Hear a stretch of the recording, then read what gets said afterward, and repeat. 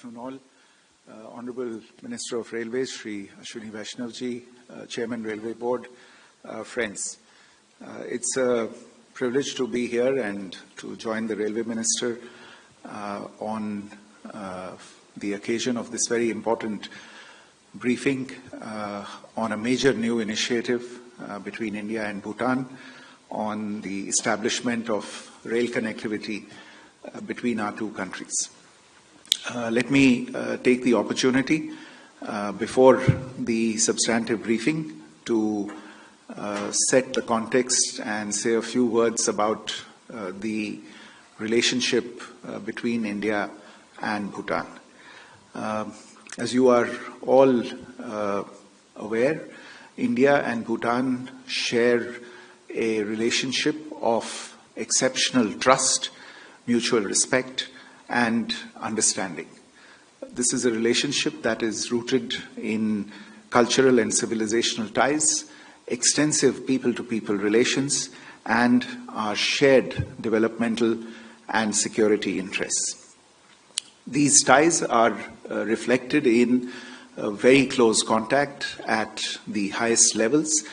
You would perhaps recall that Prime Minister Shri Narendra Modi visited Bhutan last year in March 2024, a visit during which he was conferred the Order of the Druk Gyalpo, which is the highest civilian award of Bhutan.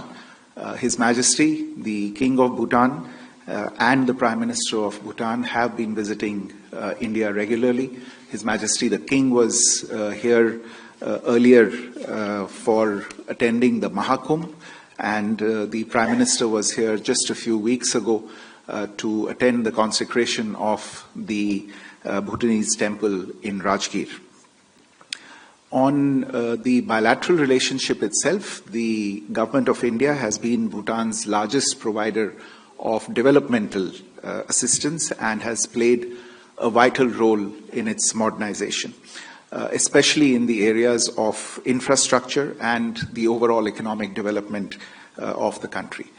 For the 13th five-year plan of Bhutan, which runs from 2024 to 2029, the Government of India has committed a support of rupees 10,000 crores, which covers project-tied assistance, high-impact community development projects, the economic stimulus program, and a program grant.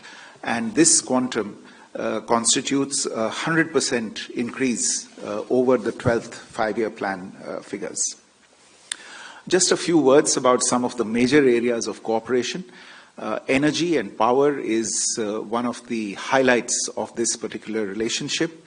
Our two governments have successfully collaborated on joint development of 5 hydroelectric projects. These are Chukha, Tala, Mangdechu, Kurechu, and the Punatsangchu 2, which has just been completed very recently.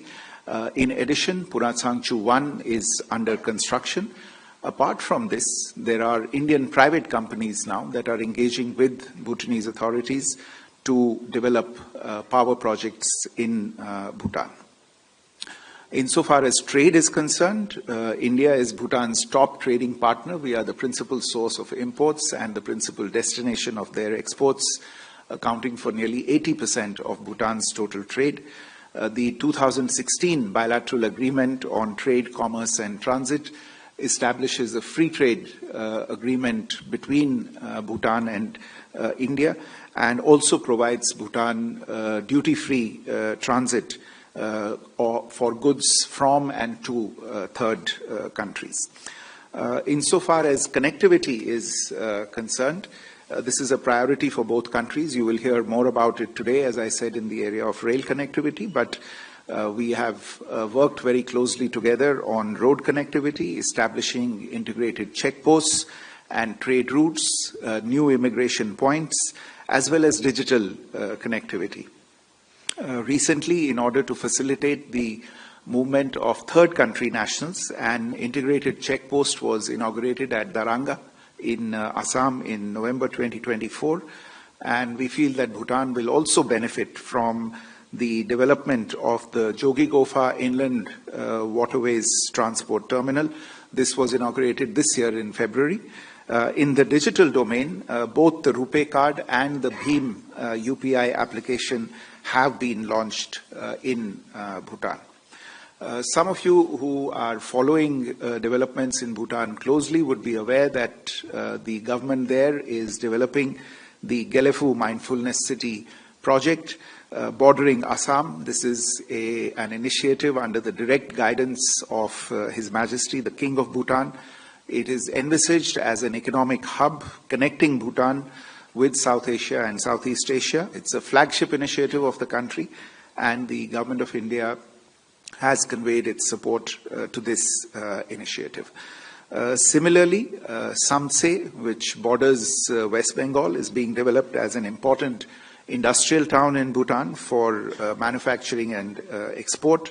And these links that are being worked on will be critical for enhancing cargo and passenger movement. So it is in this context of this very, very special relationship that the two governments have agreed to establish two cross-border rail links between Banarhat and Samtse and Kokrajhar and Gelefu. This will be the first set of rail connectivity projects with Bhutan. The memorandum of understanding for this connectivity was actually signed during the visit of the Prime Minister to Bhutan that I mentioned a short while ago last year, the one that took place last year. And this MOU will be formally signed later today in New Delhi on the occasion of the visit of the Bhutanese Foreign Secretary to New Delhi.